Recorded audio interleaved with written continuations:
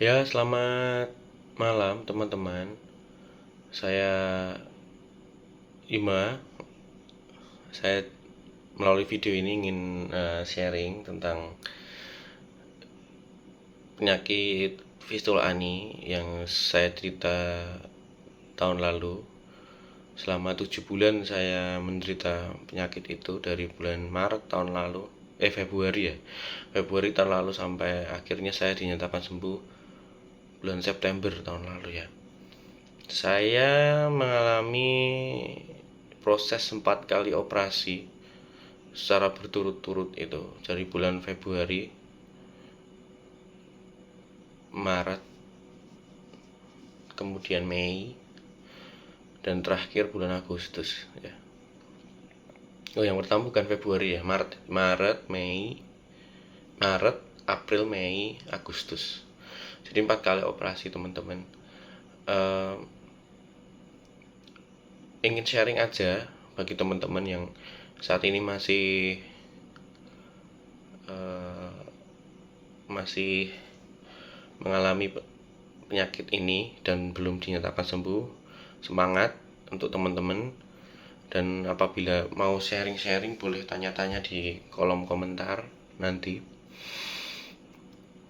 Jadi saya cerita awalnya dulu. Awal pertama saya kena itu sebenarnya tahun 2022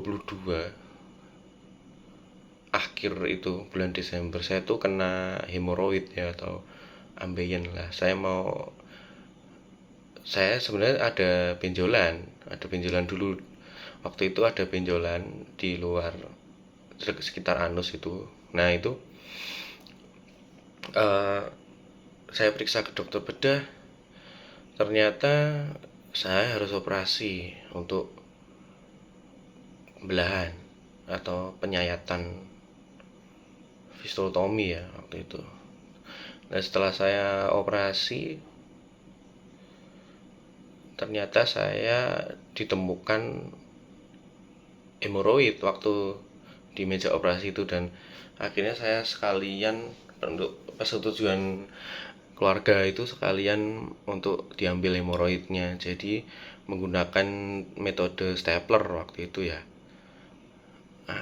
Setelah itu fistula aninya juga di stapler juga waktu itu, jadi stapler terus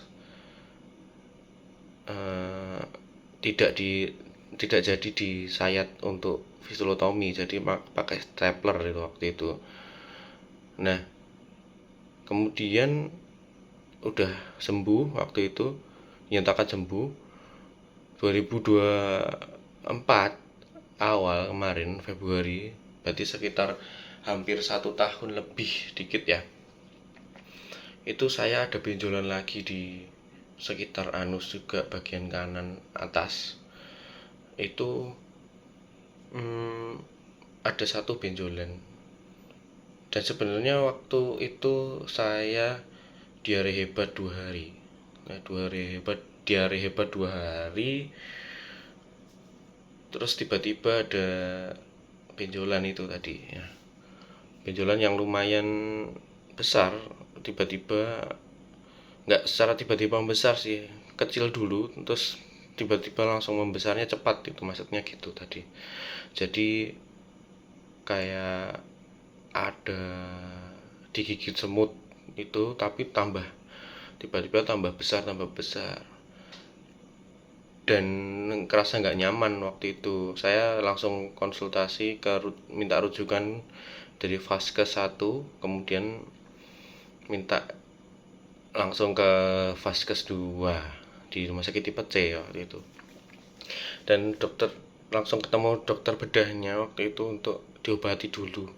Dan ternyata mengecil ya waktu diobati selama 1 minggu itu, tapi setelah mengecil kemudian malah minggu berikutnya itu malah ada lagi di samping kirinya. Jadi apa namanya, 2 kali periksa yang kedua itu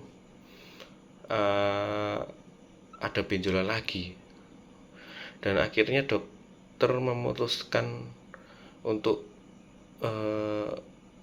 colok dubur. Waktu itu benar-benar sakit, teman-teman. Saya jujur sih, colok dubur itu sakit banget, tapi emang harus kayak gitu untuk meriksa ada benar-benar itu fistula apa bukan. Nah, setelah itu dipencet apa benjolannya itu, ada yang keluar dari anus nanahnya. Nah, berarti kan ada itunya, berarti emang ada saluran dari luar, yang benjolan luar itu sekitar anus ke dalam anusnya. Nah, itu berarti menunjukkan ada fistulanya. Itu secara manual ya. Sebenarnya kalau secara yang lebih modern lagi itu ada fistulografi. Itu fistulografi, cuma mungkin BPJS nggak ke cover, jadi saya fistulotomi waktu itu.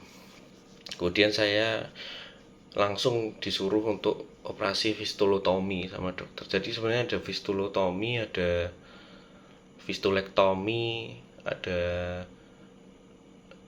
apa pakai benang itu saya lupa namanya apa, terus sama pakai filak ya. Yang paling bagus itu pakai filak katanya sekarang, dan emang saya meyakini itu karena saya operasi yang ketiga itu pakai filak dan menutup itu.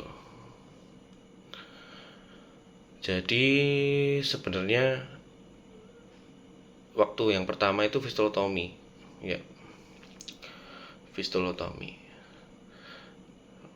Setelah saya masuk rumah sakit, masuk IGD waktu itu, di langsung suruh untuk mondok waktu itu. Nah, saya langsung operasi fistulotomi gitu. Jadi kalau fistulotomi itu operasinya disayat ya teman-teman ya, disayat, dikeluarin nanahnya, kemudian dengan harapan sembuh sendiri. Tapi kalau menurut saya untuk fistulotomi sendiri itu sudah kuno ya, jadi saya juga kurang begitu tahu, dan BPJS mungkin tidak mengcover yang selain fistulotomi, saya juga kurang tahu. Jadi saya mau aja waktu itu disayat, kemudian ya sakit teman-teman, itu memang sakit. Kalau bisa sih operasinya jangan fistulotomi sih, fistulektomi atau yang lain kayak filak atau benang, oh ya benang seton namanya. Nah, jadi itu waktu pertama fistulotomi ya, itu benjolan di sebelah kanan itu disayat, sebelah kiri juga disayat waktu itu. Terus saya cuman 2 hari 1 malam itu suruh pulang. Itu perawatannya sakit banget. Untuk fistulotomi sendiri perawatannya sama kayak yang lain. Yang di dokter bedahnya minta dikasih perhidrol sama NaCl, jadi 1:10 kalau nggak salah waktu itu. Dan itu memang bener-bener ngefek sih, cuma sempat menutup kok. Perhidrol sama NaCl dibersihin. Betadine waktu itu yang pertama kali operasi fistulotomi yang pertama kali. Dan waktu itu saya sudah hampir sembuh, tapi tiba-tiba ada benjolan lagi di sebelah kiri agak bawah, ternyata ada lagi gitu. Dan saya dioperasi lagi yang kedua itu bulan April sebelum Lebaran. Itu fistulotomi lagi, jadi disayat lagi. Saya untuk kedua kalinya fistulotomi. Jadi yang kiri disayat, yang kanan sudah hampir sembuh, yang kiri saya terus dibikin saluran nyambung kiri sampai kanan dengan harapan sudah tidak ada lagi salurannya. Terus habis itu sama, rawat lukanya dengan peridrol, dengan dibersihin ACL. Setelah itu pakai perban, waktu itu perban kecil-kecil gitu yang steril gitu. Tapi setelah itu saya nunggu beberapa kali, kok lubangnya yang tengah, yang disambungin dari kiri ke kanan itu ada sebenarnya udah nutup yang kiri, nutup yang kanan juga nutup, cuman yang di tengah itu ada lubang kecil. Itu malah belum kering-kering. kok kok akhirnya saya penasaran, saya sampai stres banget itu teman-teman. Saya yakin teman-teman juga yang masih sekarang pasti stres, tapi saya harap teman-teman semangat, karena emang kena fistula ani itu bikin stres, bikin aktivitas juga tidak nyaman. Kita juga mau BAB itu tidak nyaman karena masih ada lukanya yang belum sembuh. Jadi waktu itu saya berpikir untuk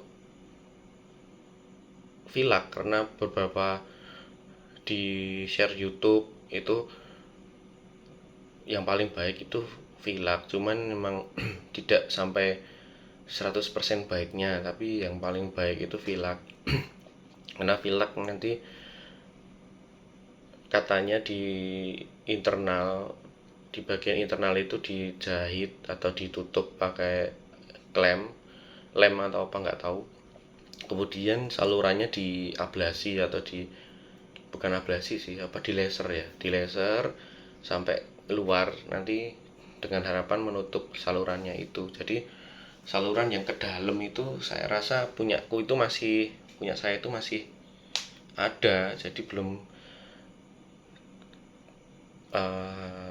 belum ketahuan. Terus akhirnya saya vilak di salah satu rumah sakit di Jogja waktu itu, tidak menggunakan BPJS ya, pakai umum waktu itu. Jadi vilak memang belum ada yang BPJS di sekitar Solo Jogja ya, jadi lumayan mahal, sekitar ya, kalau mesinnya saja atau itu katanya dokter itu beli fibernya itu sekitar 15 sampai 20 juta ya. Jadi belum tindakannya. Jadi teman-teman juga ya, ini cuman sekedar updatean informasi aja sih. Jadi mungkin mungkin kalau saat ini sudah ada yang ke cover BPJS ya puji Tuhan ya, tapi waktu itu saat kami belum ada. Jadi waktu itu belum pakai BPJS, dan biayanya untuk mesinnya saja segitu, sewa mesin dan untuk beli fibernya itu sekitar 20 juta, 15-20 juta. Jadi waktu itu kami lanjut vilak untuk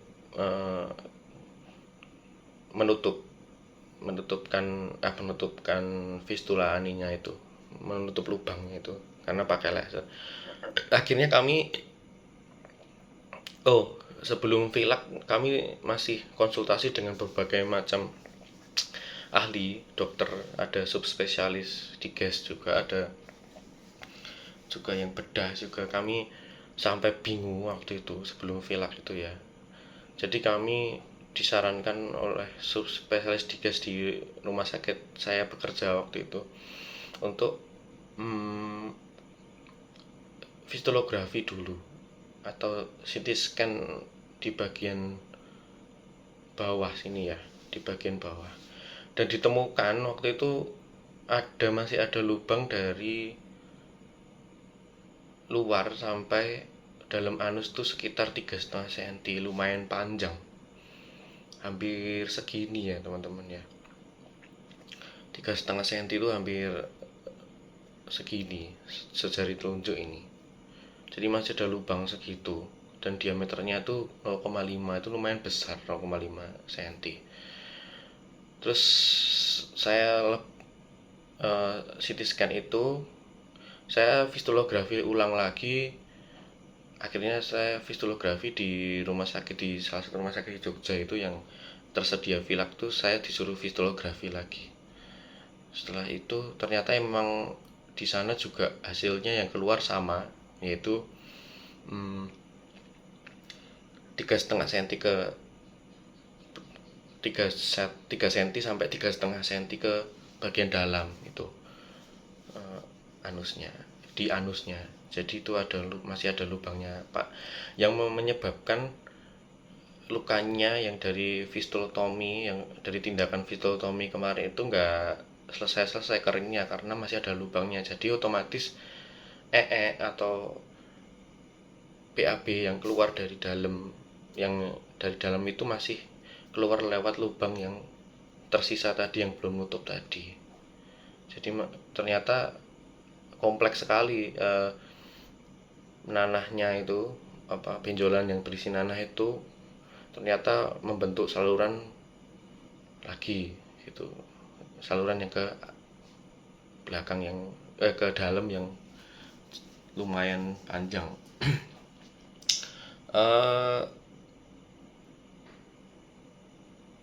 Yang merawat setelah ini juga kemarin, untungnya juga istri saya perawat, jadi saya yang merawat ya, merawat istri saya sendiri, jadi bisa tahu setiap hari perkembangannya. Jadi waktu itu kami juga sempat stres, meskipun istri saya perawat juga, kok nggak nutup gitu. Ternyata lubangnya yang ke dalam itu masih ada gitu. Dan akhirnya kami laser waktu itu, ya, laser untuk menutup lubang yang 3,5 cm ke dalam. Udah selesai laser bulan Mei waktu itu. Dan memang sebenarnya sih sebenarnya sudah berhasil itu lasernya, tapi setelah berbulan-bulan, setelah sampai bulan Juli kok belum nutup juga yang lubang luar itu tadi. Sekitar bulan Juli, Agustus, sampai Agustus, Mei, Juni, Juli, itu kok 2 bulan saya belum nutup. Padahal kata dokter yang sering vilak di rumah sakit itu untuk kasus pasien sebelumnya itu cepat nutupnya, 2 minggu 3 minggu aja untuk vilak udah nutup gitu. Tapi punya saya kok belum. Akhirnya diperiksa lagi, colok dubur pakai juga alat namanya fistula, apa ya, lupa, bukan fistula, anoskopi, pakai anoskopi apa ya, lupa aku, kayak kamera gitu.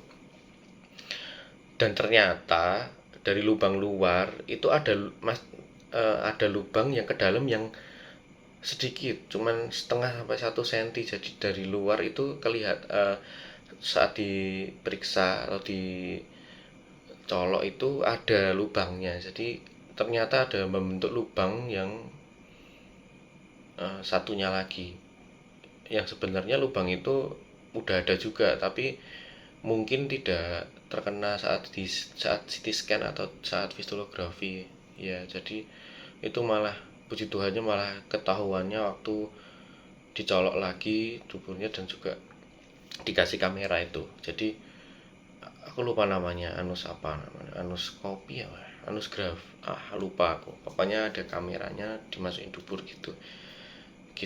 Jadi ketahuan lagi, dan akhirnya saya operasi lagi manual di salah satu rumah sakit Jogja waktu itu, untuk menjahit bagian dalam lubang yang tadi pendek tadi, di fistulaannya, dan akhirnya dijahit waktu itu bulan Agustus. Dan setelah sebulan dengan perawatan terus maksimal, kami juga berdoa tiap hari. Kuncinya satu, teman-teman, sabar, telaten. Ya emang stres banget, saya mengalami, sampai saya juga sering marah, sering pusing, sering stres.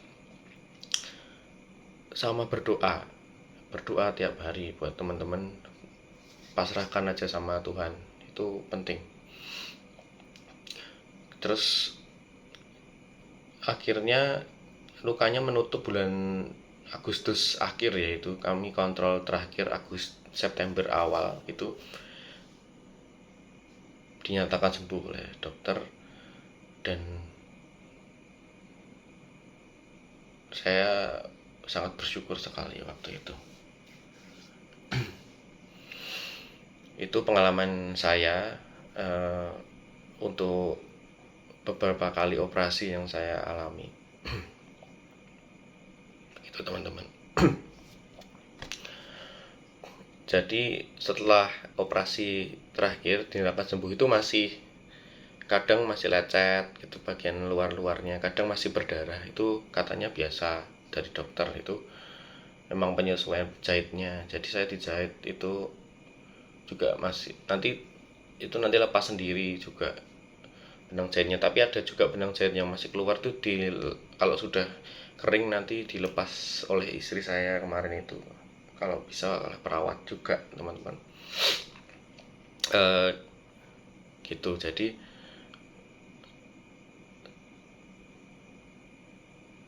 pengalaman 4 kali operasi untuk fistula ini memang benar-benar bikin saya belajar juga untuk sabar, belajar juga untuk gimana sih caranya penanganan fistula ini, gitu teman-teman. Jadi untuk teman-teman yang penting itu untuk intinya itu yang penting perawatan lukanya itu harus benar-benar baik. Dan juga yang kedua itu lubang internalnya itu harus dicari.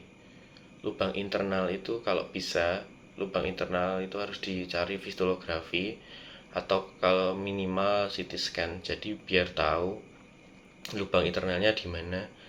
Dan di sekitar anus bagian dalam agak luar dikit itu juga harus tadi di anuskopi atau apa lupa aku namanya, di kamera itu, dan juga dicolok lagi supaya benar-benar lubang yang dari dalam anus itu benar-benar menutup. Jadi dijahit atau dilem itu tadi.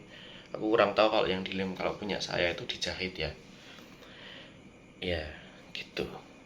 Itu yang terutama teman-teman. Untuk kalau bisa sih operasinya vilak aja, karena kalau vilak itu sembuhnya cepat dan juga lukanya juga nggak begitu besar, karena dia kan prinsipnya menutup lubangnya pakai ablasi atau pakai laser ya itu. Gitu. Jadi saya itu sebenarnya kasusnya itu setelah pistulotomi gagal. Bukan gagal sih, ya belum sembuh-sembuh pakai pistulotomi, dan akhirnya saya menggunakan vilak untuk itu, untuk berikutnya. Dan bukan cuman vilak, saya operasi keempat lagi untuk menjahit bagian dalam. Jadi masih disempurnakan lagi vilaknya menggunakan jahit manual itu, bagian dalam. Jadi jahit manual itu saya sakit banget waktu itu, tapi nggak apa-apa, itu untuk mengatasi yang bagian luarnya, karena kalau mau vilak lagi juga mahal gitu. Jadi sebenarnya vilak itu bagus, cuman disempurnakan lagi karena kasus saya kan lubangnya banyak. Kata dokter malah lubangnya mungkin nggak cuman 1 dulu, itu 3 gitu. Nah ini kan yang masih tersisa ternyata masih 2. Nah itu di vilak, kemudian dijahit lagi lubang yang kecil yang tadi, yang agak luar tadi. Jadi kunci utamanya emang tetap fokus tanya sama dokter. Kalau nggak enak ya gimana ya, tetap harus tanya, soalnya kita harus kritis, karena di lubang dalamnya atau lubang internalnya itu harus benar-benar tertutup supaya lubang luarnya juga tertutup atau kering luka luarnya. Jadi sebenarnya untuk fistulotomi itu emang susah sembuh karena di internalnya nggak ditutup. Kalau menurut saya seperti itu. Jadi untuk mungkin untuk fistulektomi hampir sama ya kayak ya, di lubang gitu dijahit, tapi jarang dokter yang BPJS itu mungkin keklaimnya ya, saya kurang tahu ya, klaimnya cuman fistulotomi waktu itu, waktu saya kemarin itu. Jadi ya saya manut manut itu apa ya, saya nurut aja waktu itu dulu fistulotomi. Ternyata juga 2 kali operasi belum sembuh dan sampai bingung mau gimana. Ternyata emang intinya itu di lubang internalnya itu harus ditutup, dan perawatan lukanya pakai perhidrol. Itu yang perhidrol plus NaCl itu waktu awal-awal operasi ya, awal setelah operasi itu emang cepat kering, cuma emang 1:10 sama NaCl. Jangan perhidrol aja, karena perhidrol aja keras dan perih tuh kalau di luka. Untuk setelah BAB itu nanti saya biasanya pakai detol yang saya encerkan di gayung, itu saya guyurkan aja gitu. Saya jarang banget uh, pakai apa namanya, saya jarang banget pakai pakai yang lain detol ya. Kebanyakan detol saya pernah pakai serbuk PK, cuma saya itu kok malah jadi kotor, malah jadi ungu gitu ya. Saya tidak lanjut itu. Saya pernah disarankan setelah fistulotomi itu pakai serbuk PK direndam gitu. Saya enggak lagi, saya pakai detol aja, itu udah cukup. Terus sama waktu waktu BAB emang sulit banget waktu fistulotomi itu, karena perbannya di mana-mana di sekitar anus itu, terus harus nanti perbannya kena. Jadi saya sampai kurus waktu itu, turun 10 kilo ya teman-teman waktu itu, dari berat 82 sampai 72 waktu itu. Sekarang sudah lumayan naik lagi.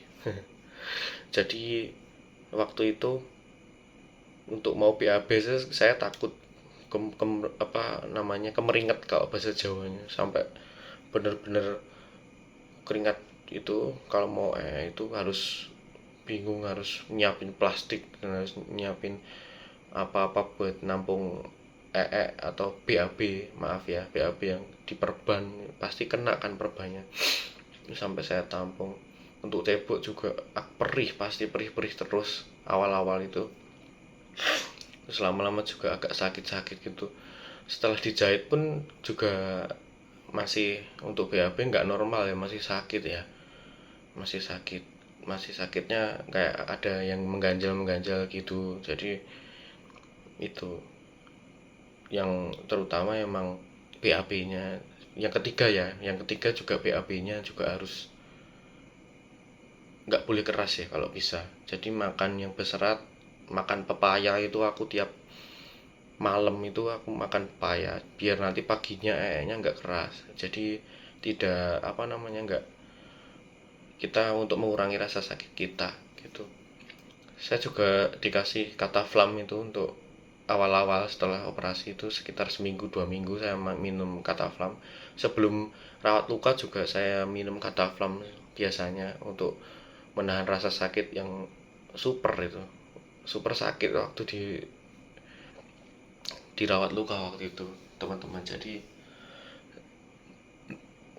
harus sabar, harus laten memang, dan harus menemukan cara cara itu tadi. Saya spill tadi, intinya internalnya harus nutup dulu gitu. Setelah itu baru rawat luka yang benar. Terus BAB-nya juga diatur, harus, kalau bisa sih sehari sekali aja, karena biar apa, kelembapan di perawatan luka, di lukanya itu maksimal. Jadi kan itu basah terus di sekitar lukanya. Nah, itu kan bikin juga luka nggak kering-kering ya. Jadi kalau bisa sih sehari sekali BAB-nya dulu waktu belum sembuh total. Jadi eh, pagi hari aja gitu, terus nanti rawat luka. eh, yang terutama juga BAB-nya harus apa namanya, harus nggak keras ya teman-teman. Jadi makan pepaya, minum air putih yang banyak gitu. Jangan makan tepung-tepungan dulu gitu. Gitu. Jadi intinya itu sih teman-teman.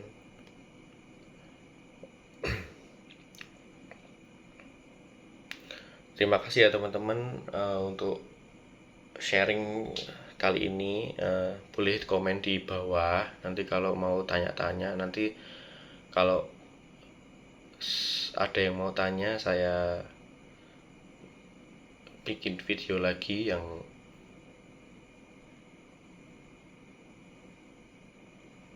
menjawab pertanyaan dari teman-teman sekalian. Terima kasih teman-teman. Sekian dari saya untuk sharing fistulotomi, sharing fistula ani yang pernah saya derita ya teman-teman. Tetap keep spirit ya, semangat. Kalau mau tanya-tanya boleh di komen atau nanti boleh komen dulu, atau nanti boleh pakai pesan, boleh di bawah yang mau tanya-tanya tentang perawatan, tentang gimana sih vilak itu gimana, atau yang lain juga, apa, jahitnya itu gimana, jahit lukanya. Nanti saya boleh sepil sih, tapi ini cukup sekian dulu aja teman-teman untuk video kali ini. Terima kasih yang menonton. Selamat malam.